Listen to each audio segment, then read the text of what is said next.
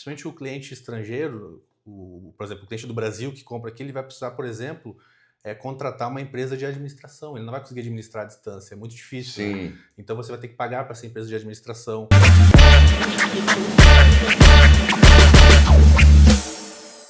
Olá, seja bem-vindo, seja bem-vinda.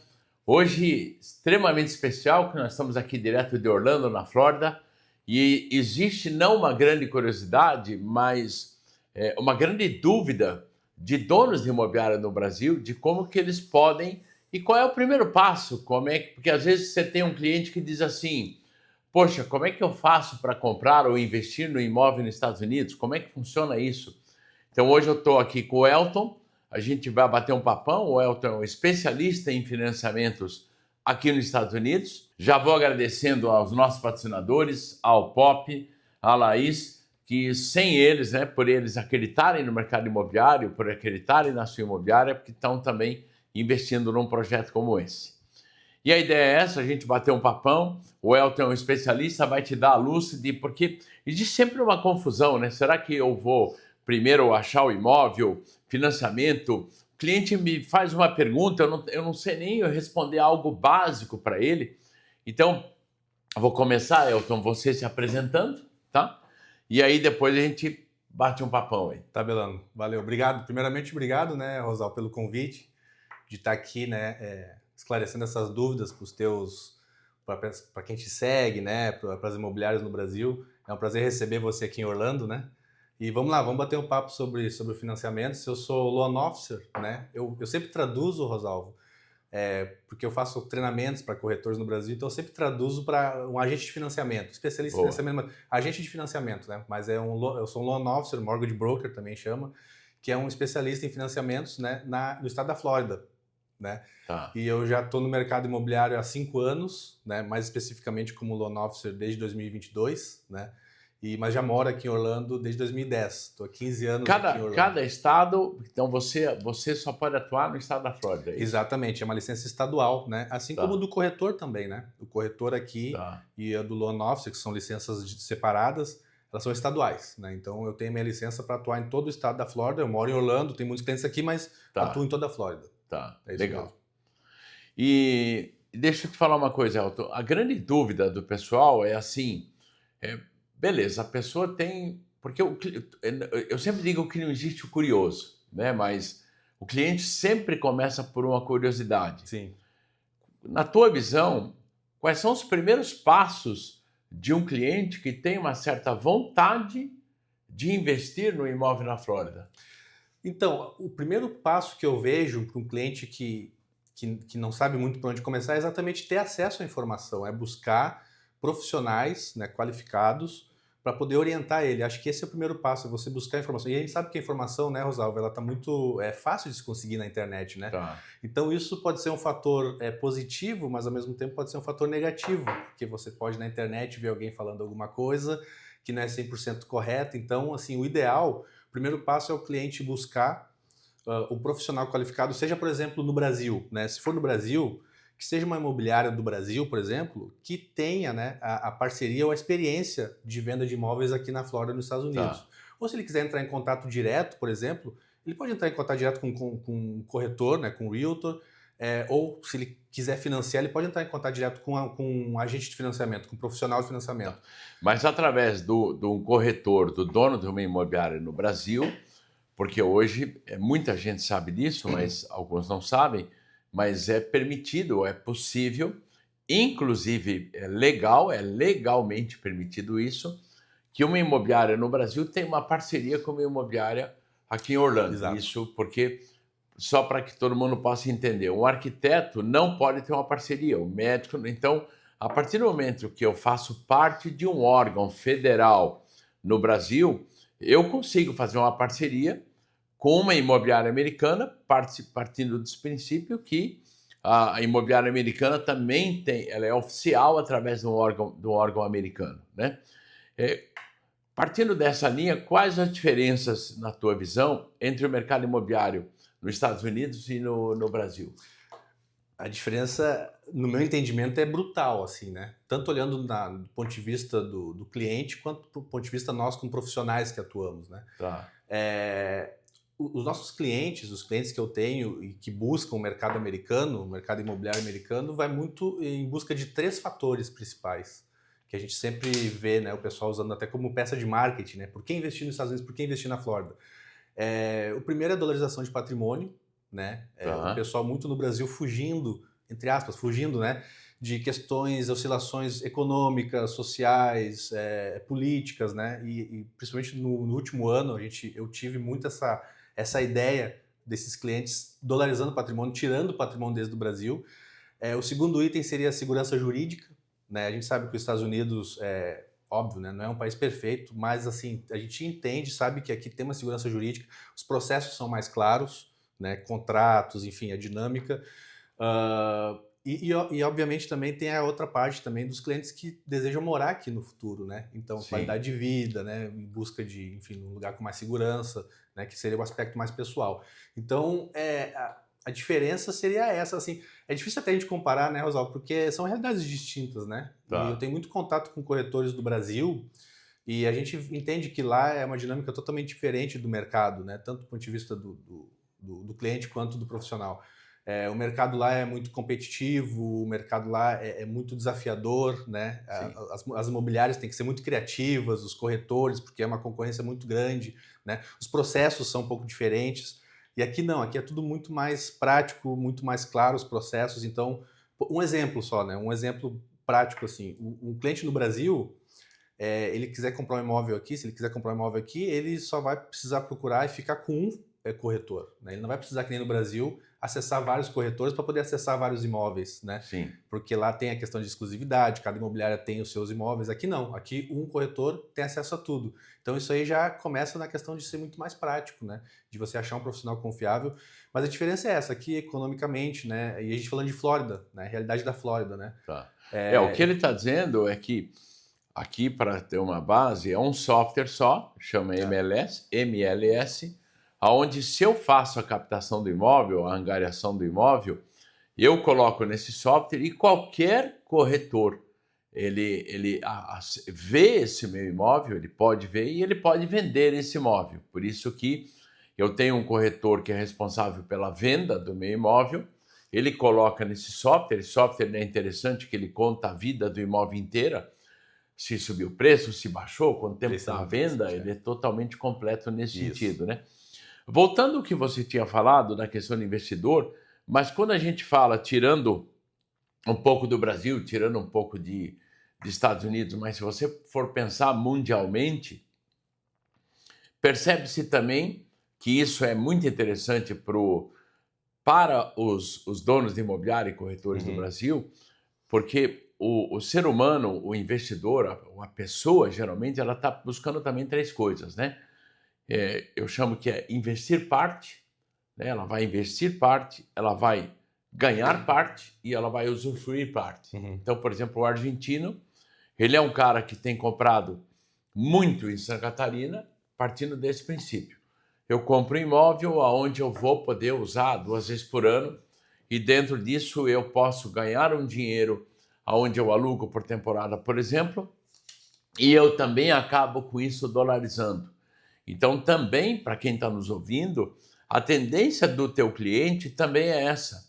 Não interessa em que região do Brasil ele esteja, né? Ele vai querer, muitas vezes, investir parte, ganhar parte e usufruir parte. Lógico, quando eu falo desses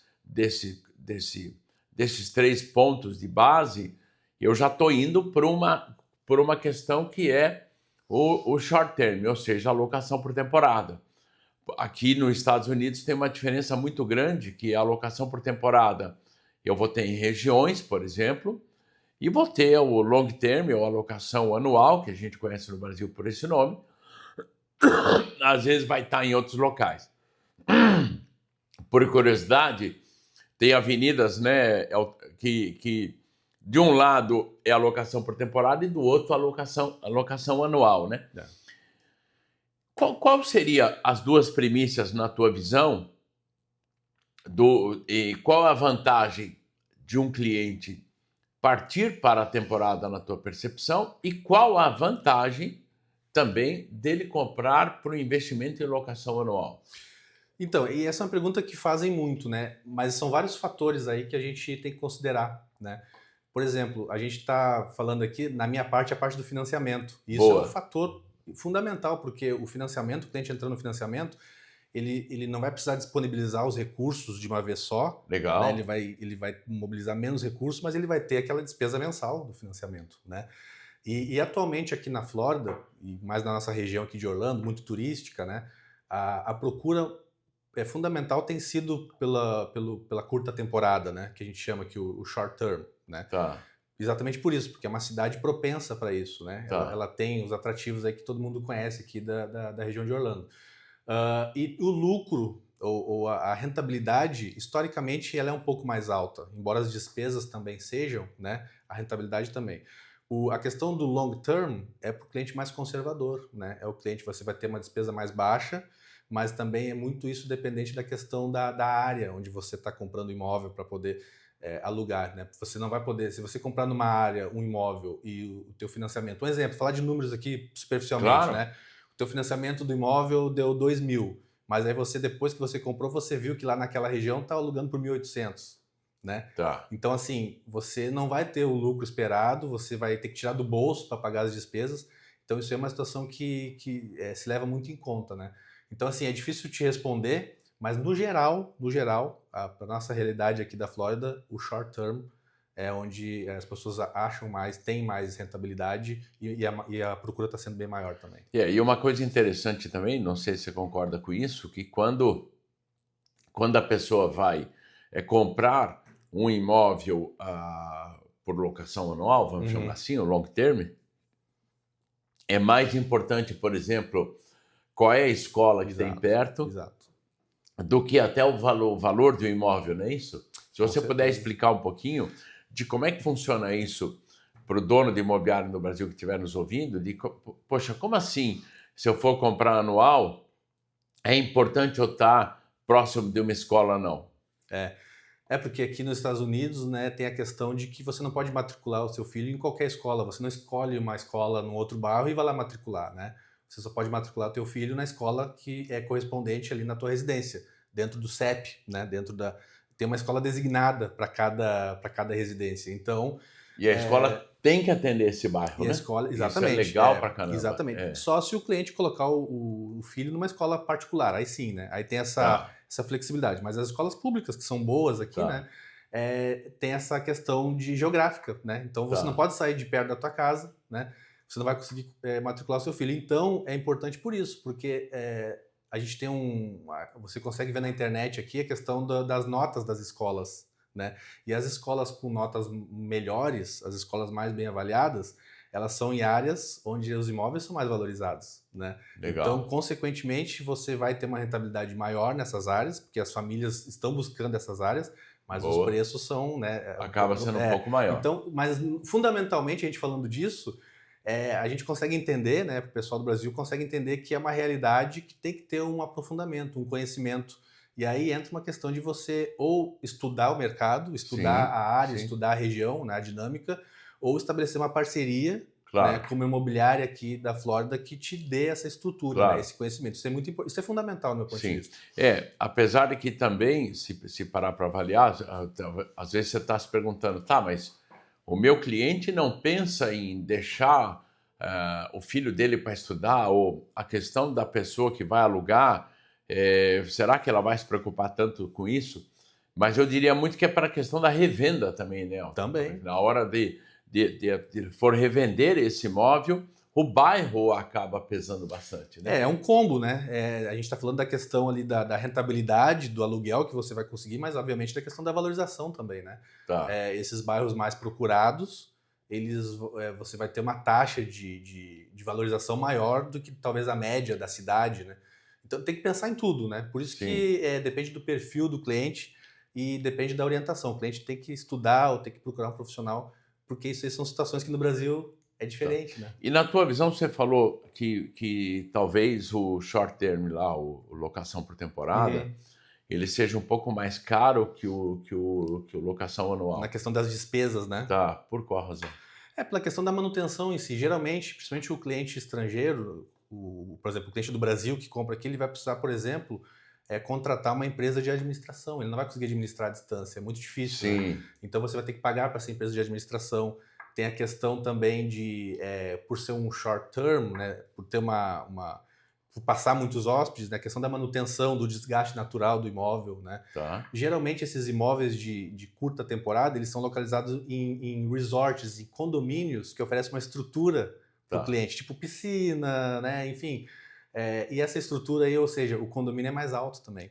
Então, Boa, essa colocação que você fez agora, eu acho que ela é primordial, porque às vezes o cara está comprando o imóvel, mas ele não sabe que ele precisa ser sócio do clube do condomínio, né? de certa forma, exatamente. Isso. E aí tem casos que o condomínio torna tudo muito complicado a compra, né? Então é só você dar uma atenção nesse Fazer uma sentido. pesquisa profunda para saber se a casa pode ser maravilhosa, num preço maravilhoso, mas tem que ver o valor do condomínio, o que o condomínio tem a oferecer, quais são as regras, né? Cada condomínio aqui tem os estatutos, para saber se depois para revender você vai ter dificuldade. Às vezes até acontece de uma chamada extra, né? Dependendo Sim. do condomínio, uma reestruturação. Então, assim, são pontos importantes e que impactam consequentemente na despesa e, consequentemente, na rentabilidade. Né? Legal, legal. Acaba tendo um reflexo direto nesse sentido. Com certeza, né? com certeza. E como é que funciona na tua visão?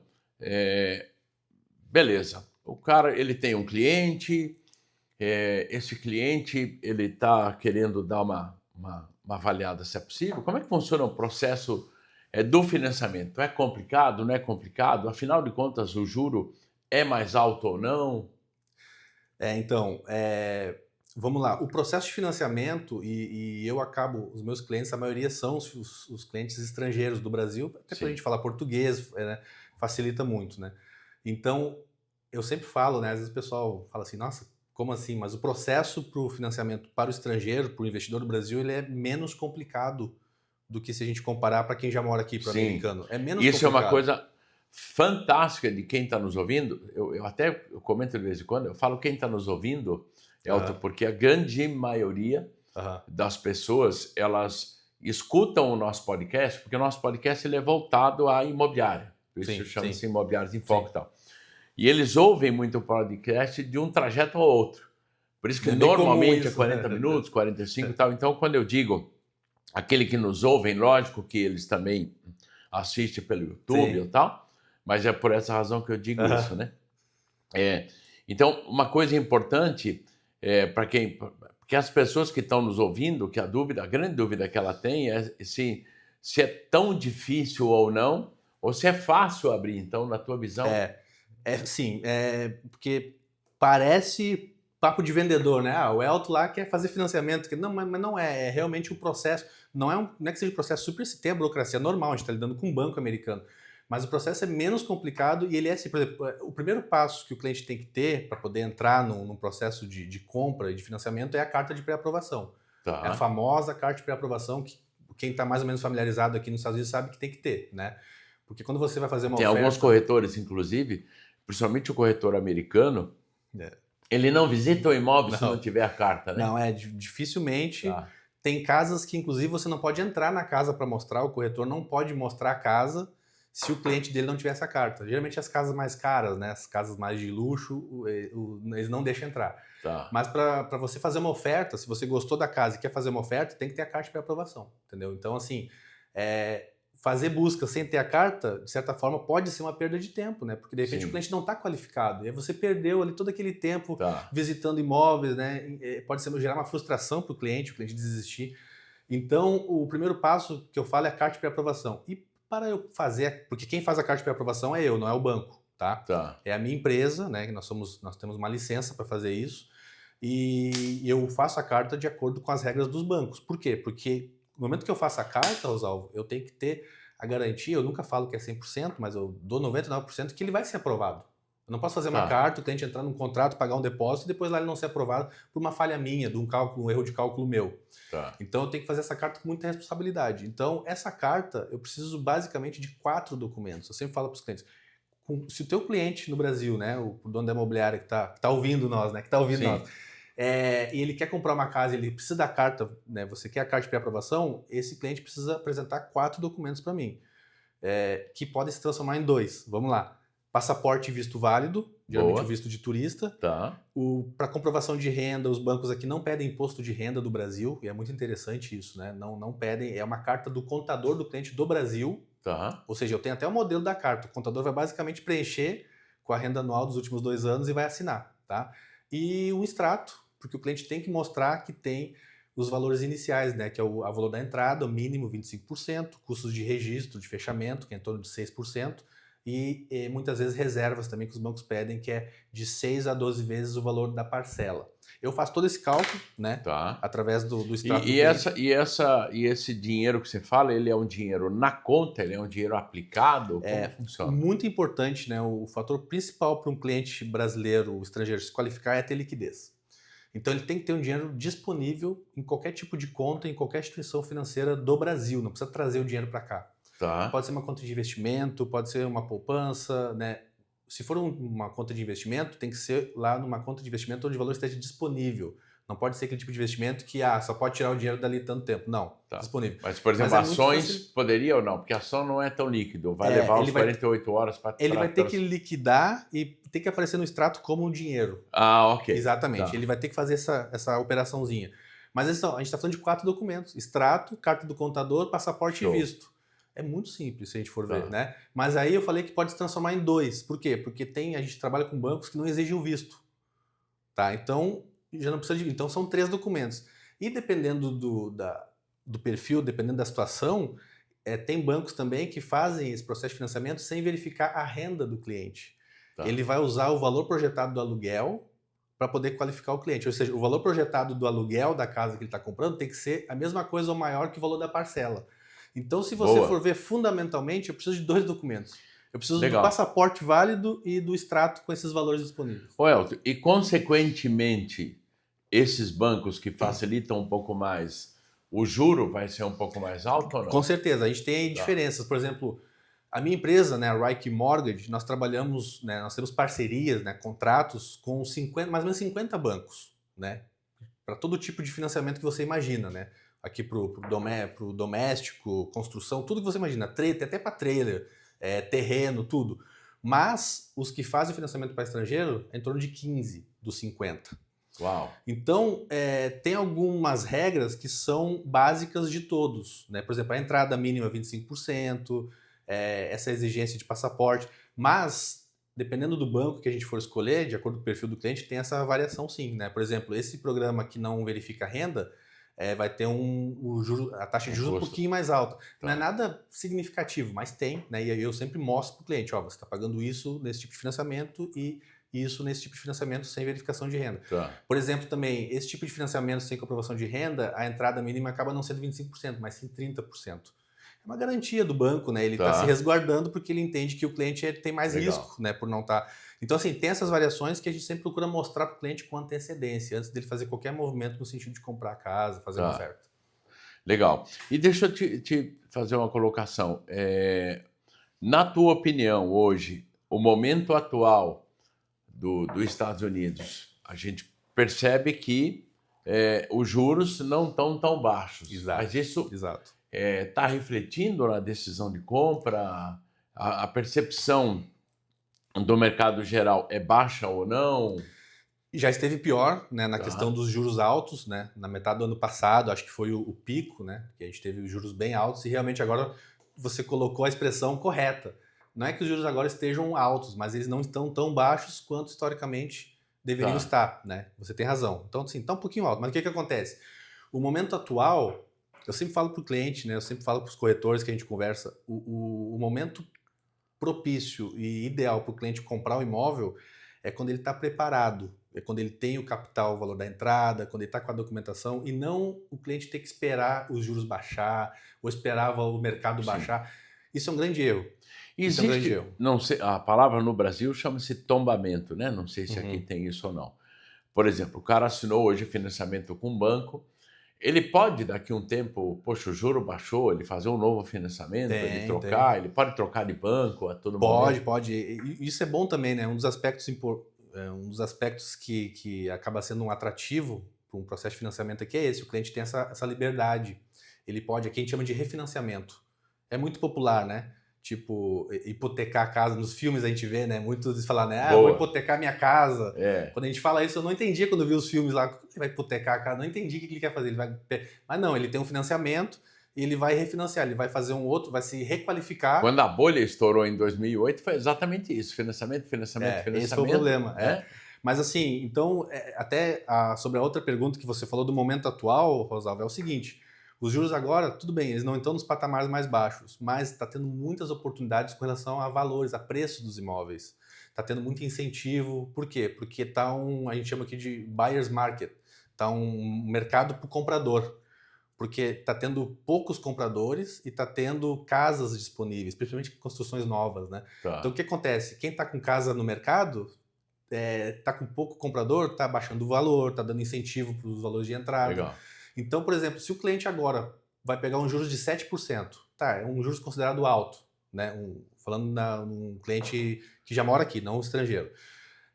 Ele pegou um juros de 7%, uma casa custa 500 mil. Não, eu não quero esse juros de 7%, tá muito alto, vou esperar baixar. Tá bom, daqui 1 ano ou 2 anos o juro baixou para 4%, que é o que ele queria. Mas e a casa, vai estar 500 mil? Exatamente. Não, a casa vai estar muito mais. Tá. A gente teve essa experiência em 2021, logo depois da pandemia, que os juros aqui eles ficaram em patamares históricos baixos, baixíssimos.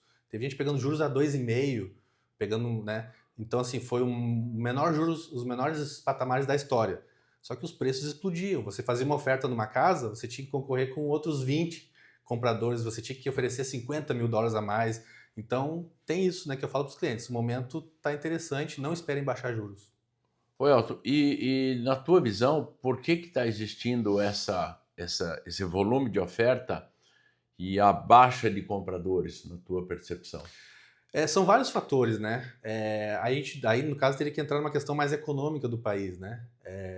O Trump foi eleito por causa disso, né? Para poder baixar a inflação. A inflação ficou um pouco mais alta aqui que o normal. Então, a economia não é que desacelerou, mas ela não ficou como costuma ficar aqui nos Estados Unidos. Que Sim, que a velocidade de venda era muito grande. Exatamente. Então, e também com a alta dos juros, aconteceu de ter menos pessoas no mercado para comprar, né? Então, o que acontece? Está tendo muitas situações de oportunidades e esse mercado interno, que ficou um pouco morno, ele está sendo substituído pelo mercado dos investidores internacionais, né? Isso. Não só do Brasil, né? Asiáticos, do Oriente Médio, o canadense, que é o o que mais compra é o canadense, né?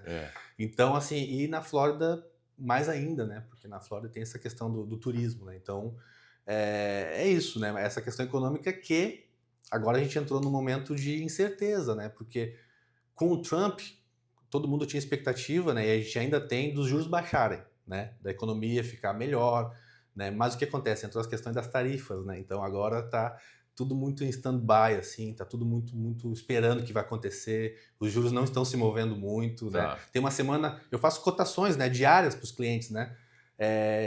Eu vou no mesmo banco ali, eu vejo baixou os juros um pouquinho, no outro dia aumentou, sabe? Tá Sim. Porque o mercado tá esperando ver o que vai acontecer, né? Tá. Mas assim... Mas são oportunidades que também tem nesse momento que a pessoa...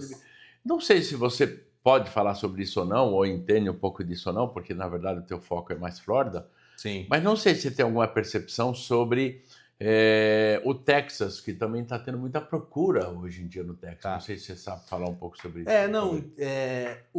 O financiamento em si, os processos são muito parecidos, né? O processo de pré-qualificação, a carta. Eu não posso trabalhar no Texas, por exemplo, a minha licença é na Flórida, mas eu posso fazer financiamento comercial, por exemplo. A minha licença é nacional para comercial. Mas eu digo, se você tem alguma informação ou não, alguma base, de por que tanta procura de imóvel hoje no Texas também. O Texas e a Flórida são os polos de investimentos, muitos investidores, muitas empresas se mudando para a Flórida, saindo da Califórnia. Sim, né? Sim, é real. Por questões variadas, né? A gente questões econômicas e políticas também, né? O momento, por exemplo, na Califórnia, que sempre foi o polo, né, tecnológico, tem o imposto estadual, o imposto é muito alto, o custo de vida é muito alto, então está tendo esse movimento de empresas de tecnologia se mudar para o Texas, né? Ali na região de Austin, né? Que a Tesla, por exemplo, está se movendo para lá. Eu já soube disso. A Apple, afinal, já decidiu também? Ela estava para ir para o Texas. A última informação é que eles estavam fazendo especulando isso, né? Mas ainda, pelo que eu vi, não está concretizado. Mas tem muitas empresas. Tesla já. Exatamente. E a Flórida também tem sido esse destino, principalmente no sul da Flórida, né, Central Flórida aqui. Mas o Texas não é um mercado turístico, que nem é na Flórida, né? Não vai ter Sim, Disney, não vai ter Universal. sim. Mas o que acontece? Então lá o mercado seria mais para o long term, né? Tá. Investimento nos subúrbios, né? Nas regiões ali, nas cidades perto de Dallas, Legal. de Austin, e você comprar casas com valor muito bom, né? A valorização lá não é tão alta quanto na Flórida, para poder alugar long term, né? Tá. As pessoas que estão se mudando lá para essas empresas, para trabalhar nessas empresas estão indo para lá. Boa. Então o mercado do Texas é um mercado um pouco diferente do da Flórida, né? Nesse aspecto, mas é um mercado sim, um dos mercados que mais tem crescido e tem se desenvolvido na questão imobiliária junto com a Flórida, com certeza. Legal, Se você legal. colocar na internet lá, vai estar Texas e Flórida sempre nos primeiros lugares. Boa. E essa, na tua visão hoje, né? Quais são as regiões? Porque a Universal agora está inaugurando Só se fala nisso. o Do novo parque, né? Quais são não sei se você tem uma ideia, quais são as regiões mais promissoras para investimento nos próximos anos? Então, a questão específica aqui dessa nossa região de Orlando, ela é muito diferenciada pelo esse aspecto do turismo, né? Então tem áreas perto dos parques, né? Por exemplo, lá na Disney, né? Tem áreas ali de Kissimmee, Davenport, onde se pode fazer o short term, né? A curta temporada, né? O Tá. Airbnb, que são áreas que são bem valorizadas, porque tem muita procura, muitos investidores, né? Então estão se abrindo outros caminhos, né? Além dessas áreas. Aqui agora na região onde está abrindo o parque, né? Da Universal, que é dentro de Orlando, né? Sim. Praticamente ali na Sun Lake, é dentro mesmo, já não tem muita questão de construções novas, não tem o que acontecer ali, porque Boa. ele já está. Já foi. Mas tem áreas sim se desenvolvendo. Uma área que chama muita atenção, que já está bem valorizada, é Lake Nona, Tá. que é perto do aeroporto, lá que tem um polo de saúde, né? Hospitais, centros de saúde lá, e tem uma localização estratégica por ser do lado do aeroporto internacional, né? E também tem outras áreas que estão começando a crescer muito, que é Sun Cloud, que é um pouquinho passando de Lake Nona, é um pouquinho distante daqui de onde a gente está, mas é uma área que está crescendo muito, com muitos empreendimentos novos, muitos condomínios. Legal. Não pode short term, mas é uma área que está tendo muita questão de residentes, de pessoas se mudando de outros estados e se estabelecendo lá. Show. Então são áreas que eu vejo. Tem Claremont também. Claremont é uma área que a gente não toca muito, ela fica um pouco esquecida, porque o brasileiro, você sabe, né? O Windermere para morar ou o Wintergarden. O pessoal só quer saber de Wintergarden e Windermere, né? Que são áreas, obviamente, um pouco mais caras, tem escolas boas, mas tem outras áreas que, por exemplo, Claremont é do lado de Wintergarden. Né? E tem casas boas. E já tem uma vida muito americana lá, né? Se o cara quiser perceber um pouco dessa vida americana, do americano, você sabe Claremont né? Você sabe aquele polo turístico ali, né? Você sai ali daquela questão de só ver turista, o pessoal ali. Isso. E você tem mais o estilo de vida ali, né? Do tipo subúrbio, né? Um subúrbio americano. Mas é uma área bem localizada. Ela é do lado ali, ela tá meia hora da Disney, então assim... E aí, tem mais duas áreas ali perto de Claremont que também estão se desenvolvendo, que é Mineola e Groveland. Legal. Tá? São áreas ali 15, 20 minutos de Claremont, mas que está se expandindo muito rápido. Né? Claremont eu já fiquei, eu venho para cá de vez em quando, né? Porque Sim. eu tenho uma empresa aqui, a gente tem alguns contratos de consultoria para cá com a nossa empresa do Brasil e tal. Uhum. E Claremont eu acho legal. Claremont, muito legal. Assim, eu acho bacana. Está se valorizando, mas comparado com essas áreas que eu falei, né, ela ainda tem preços interessantes. Boa. É muito boa a região. O que é legal do que o Elton está falando, porque o Elton ele não é um corretor, ele não é o realtor, né? Não é a pessoa... Embora eu tenha licença, né? Boa. Eu comecei como realtor, né? A minha entrada no mercado imobiliário, na pandemia, eu trabalhava no comércio, eu era gerente, né, de uma loja de eletrônicos e eu trabalhava com cliente, então o atendimento ao cliente era a minha especialidade, né? O que acontece? Mas eu já tinha investimentos, eu e minha esposa, então a gente já estava no mercado imobiliário, só que nós éramos investidores nós mesmos. Boa. Né, imóveis para alugar aqui, então tinha muita familiaridade. Estourou a pandemia, fechou tudo, ok, vou tirar minha licença para oficialmente entrar. E então eu tenho a licença de realtor, eu trabalhei muito com aluguel. Então eu tinha que estudar muito essas áreas, né, de aluguel para poder orientar os clientes. Anual ou short term? Não, anual, Tá. exatamente. Então a gente acabou desenvolvendo aí, tendo esse conhecimento, mas não, atualmente eu brinco, né? Eu sou um corretor aposentado, a minha Tá, licença ela está inativa, eu tenho, mas está inativa porque agora isso. eu tô É porque aqui como financiamento. cada um, vamos chamar assim, cada um no seu quadrado, né? E eu estava Exato. colocando que o legal desse papo com o Elton é que, como ele não é um realtor, ele não é um corretor, esse assunto todo, apesar de que, né? Eu, por exemplo, tenho um amigo aqui, acho que até um amigo até em comum, o Frederico, que é na minha visão, um excelente corretor, é um cara que, se você quiser depois, eu passo o contato dele, só me pedir pelo Instagram e tal. É um cara que eu acho que ele é um cara de muita confiança, pelo menos é o que passa e do tempo que ele está aqui no Brasil. O que é legal de você perceber? Sabe, tira um pouco do seu tempo, estude um pouquinho sobre o mercado americano, que eu acho que vale a pena, e às vezes você, puxa, peraí, eu vou dar uma passeada na Flórida, porque tudo é uma questão de você acreditar, tudo é uma questão de você também colocar isso no teu planejamento. Você pode emitir uma passagem para daqui a um ano, por que não, né? E vir para cá e entender um pouco desse mercado, não é um bicho de sete cabeças, Não. porque não interessa, sabe, Elton, a cidade que o cara está nos ouvindo. Ele tem um cliente lá que quer, no mínimo, saber um pouco mais do mercado imobiliário americano, como funciona, né? É muito interessante você falar isso, porque né, eu até mencionei, eu dou treinamento a cada 2 semanas, eu dou treinamento para corretores do Brasil todo, né? De uma parceria com uma imobiliária. Então, o que acontece? Eu tô por dentro dessa realidade, né? Um pouco, né? Dentro da minha realidade das imobiliárias dos clientes do Brasil. Legal. Então, eu sempre falo para os corretores que o cliente dele, como é que eu posso colocar em palavras? O cliente que deseja investir aqui na Flórida, esse cliente ele não está deixando de fazer um negócio no Brasil. Acho que o dono da imobiliária, né, o corretor no Brasil, não pode entender isso, que ele está deixando de fazer uma venda lá para fazer uma venda aqui. Boa. Geralmente, os meus clientes é como se fosse assim, um investimento adicional que ele está procurando, é diversificar o patrimônio dele. Boa. Por exemplo, ele já tem um investidor, um cliente que já tem apartamento, tudo que é lugar, já está consolidado. Mas ele ainda tem um dinheiro que ele quer fazer um investimento diferenciado. E se é um cara que vem uma ou duas vezes para os Estados Unidos, já começa a valer a pena, né? Já começa, exatamente. Então, assim, eu tenho clientes, Alvo, que eles fazem todo o processo online, que é possível, né? Tu não precisa estar presente aqui. Ah, isso é legal. Tudo assinatura Totalmente. online, tudo online, abertura de empresa, né? Não é eu que faço, né? É um contador, mas todo o processo envolvido na transação de uma compra pode ser feito online. Eu tenho clientes que compram, colocam para alugar, começam a ganhar dinheiro sem nunca ter colocado o pé nos Estados Unidos, né? Então, assim, esse é o investidor nato. Tá. Né? É o investidor que comprou a casa para alugar 100% e para ter o rendimento. E para que as pessoas que estão nos ouvindo, ele abre uma empresa porque o imposto é mais barato, né? Ele tem a opção de abrir empresa, né? Mas aí entra a parte da licença, cada um no seu quadrado, né? Muita gente me pergunta sobre empresa, abertura de empresa. Eu sei mais ou menos como funciona, mas eu não sou licenciado, eu não sou um contador, né? Os Estados Unidos tem muito isso, Tem né? muito Cada isso. um na sua. Mas os contadores sempre orientam os clientes a abrir uma empresa por isso, né?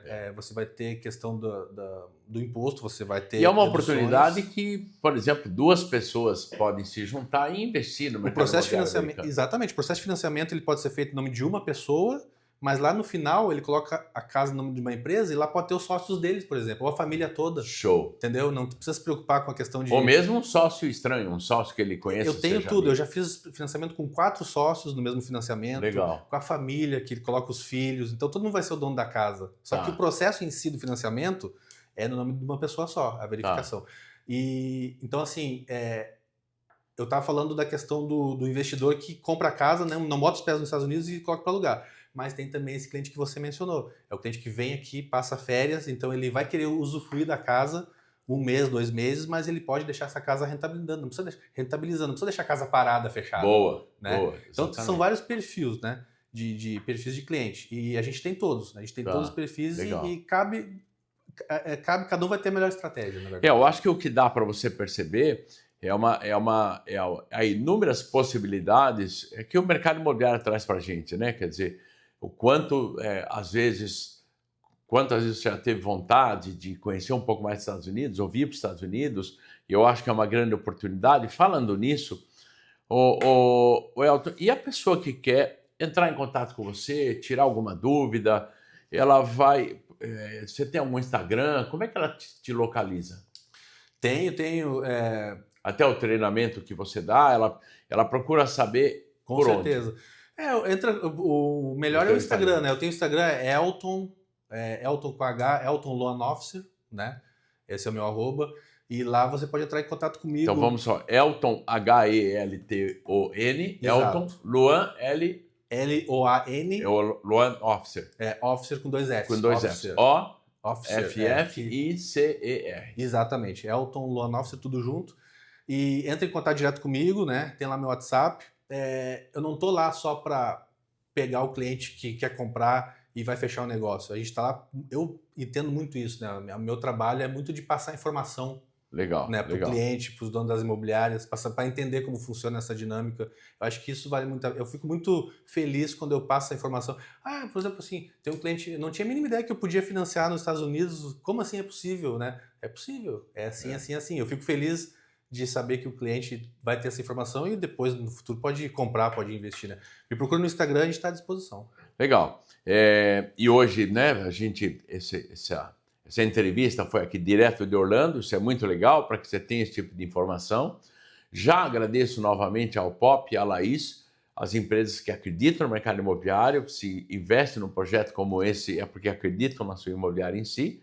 E a você, pessoalmente, que é o que faz o nosso podcast crescer. Eu tenho muito a agradecer, que ele tem crescido muito, e isso tem dado, isso nos deixa muito feliz. E aguardo você aí para um próximo episódio. Valeu!